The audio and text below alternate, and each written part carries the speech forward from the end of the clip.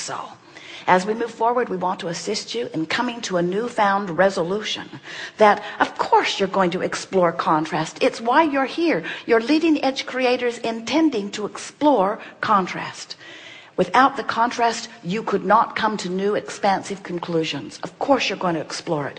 And of course you're going to see what you don't want. And of course it's valid for you to vividly see what you don't want. But in the moment that you're seeing what you don't want, you are rocketing a desire about what you do want, and everything that isn't physical you, the whole non-physical universe, source, that which you call God, your inner being, your soul. We can't find enough words to describe the whole of you that is now fixated on your new improved idea.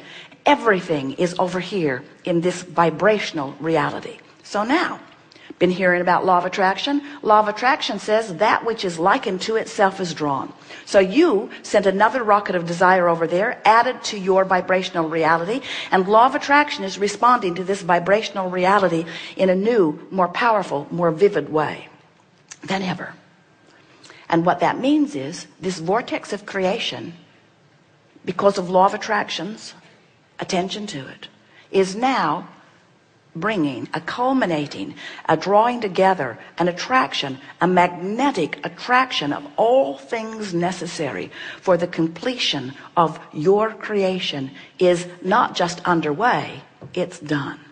Everything's been amassed. The other people with the perfect attitudes, because the people that didn't match your creation weren't drawn in. Only what works for what you've asked for has been drawn here. Circumstances and events and people and rendezvous have all amassed. It's vivid, it's real. If you could see it, you'd be as delighted for you as we are. The question that this Art of Allowing workshop wants to ask is, where are you? And we want to say, often you're the only component not there. It's all there but you. And until you get there, it can't be your reality. So you could say, and we will say, your vibrational reality has created a reality that is ready for it to pop and hatch in your experience right now, unless you're beating the drum that doesn't let you're the only missing part, the only missing component to this creation. The art of allowing is you figuring out how to allow yourself to be drawn in, not make yourself go there. That's not what it is. This isn't the art of assertion. This isn't the art of motivation. This isn't the art of making something happen. Law of attraction is bringing it all together. You've got to allow yourself. You see, the other components have allowed themselves in, and you know why? Because they are a vibrational match to what you're asking for. So the property came, the money came, the other people came, the cooperative everything came. Everything came. You got to allow yourself there. And what might you do that would keep you from allowing yourself to go? Now, law of attraction is bringing all of this together. Are you hearing this? Law of attraction is bringing this all together. So someone not worrying about it, they got in. In other words, everything that you need for your creation, all of the financial backing already lined up, all of the buildings you'll need already lined up, all of the lovers you're looking for already lined up. Everything's lined up. Everything's not only lined up, everything's assembled. It's not just assembled, it's all right there. It's all right there, ready for you to let yourself see the revelation of it, ready for you to do what? To allow yourself to go. So what do you have to do to prepare yourself to be there? Stop doing that thing you do that's not letting you go. Stop noticing it's not done. Stop worrying. Stop focusing upon the things that are opposite of it. Stop being stuck in step one. Stop saying, where is it? Why isn't it here? What do I need to do differently? Just relax in the knowledge that it's all being drawn, including you. So allowing is about relaxing and trusting and believing. Allowing is about hoping. In other words, so here's the vibrational reality. You like that term? Do you get it? Conceptually, it makes sense to you? It's so vivid. It's so real. We want so much for you to see it. But you know, if you're not in the vicinity of it, you can't see it. You can't even feel it or hear it from us. This must just look weird. A vibrational reality, blah, blah, blah, blah, blah. If you are in despair, if you are in disappointment, if you are in fear, we know you can't hear it, you can't see it, you can't sense it. You're not getting any clues. You're not feeling optimistic. You're not getting any feeling of inspiration. You don't even want to get out of bed. You don't even want to think about it. When you get mad, you're closer, but you still can't find it. In frustration and overwhelmment, oh, you get an occasional clue, but you dig in and focus upon what's bothering you. So it's not very consistently good. If you can get hopeful, oh, when you get into a consistently hopeful attitude about something that you want, now you're within range. And now, occasionally, you'll slip in.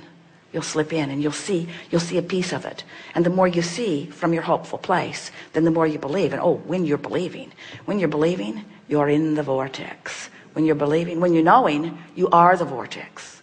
When you know it, nothing less than what you want can be. When you know it, you walk, you speak, it happens. You walk, you speak, it happens. People say, how does this happen to you? And you say, because I know. I know my well-being. I know my worthiness. I know with clarity what I want. Life has helped me see it. And I know that I'm worthy. I know my worthiness. I know. But meanwhile, hang around there, out there, and hope. That's fine. Hope's good enough. If you can get to hope on the things that you care about, hope will bring you in enough that you'll start seeing evidence, and then you'll start believing. And once you start believing, then you're in the vortex. Then there's no separation between you and you. Then the manifestation must show itself to you. But friends, there's one thing that we really want you to understand. We're not trying to get you to to allow yourself into your vortex because we want you to have all that stuff that's in the vortex. While we do, we want you to have everything that you've been asking for. We want you to train yourself little by little into the allowing place, because the feeling of movement toward the vortex is the sublime feeling of life working for you. We want you, even before you're in the vortex where the manifestation shows itself to you, we want you to enjoy the ride on the way to the vortex. Now think about it. As Jerry and Esther are traveling from Phoenix to San Diego, most of the way they're not in San Diego. Let's call San Diego the vortex. Jerry calls it the Garden of Eden. Let's call it the vortex. Let's call it the vortex. Except for that one bad refrigerator, everything's perfect. So here is this vortex, and they're on their way across the desert. But they're going to travel 400 miles before they arrive where they want to be. What we want you to understand is moving toward the vortex is the blissful aspect of life, you see. As you move from an attitude of hoping and trusting, hoping and knowing, hoping and trusting, wanting, hoping, trusting, this vortex that will eternally call you will give you the most delicious, breathtaking, vivid, tactile, visceral, delicious experience of life imaginable. And sure, you'll get in there and you'll revel in the manifestations. You will. It's so great to see something manifest that you've been wanting. But when it does, you'll say, yippee, for a minute. Because the process of life is going to always keep another vibrational reality out there before you. You are eternal creators of a new vibrational reality. And the living of life is the movement toward that vibrational reality. That's the eternal nature of your being. And if you get hung up for very long in an awareness that you're not getting something that you want, and then you turn that into the artful habit of beating the resistant drum, then life stops being fun. And you start wondering, what is it all about?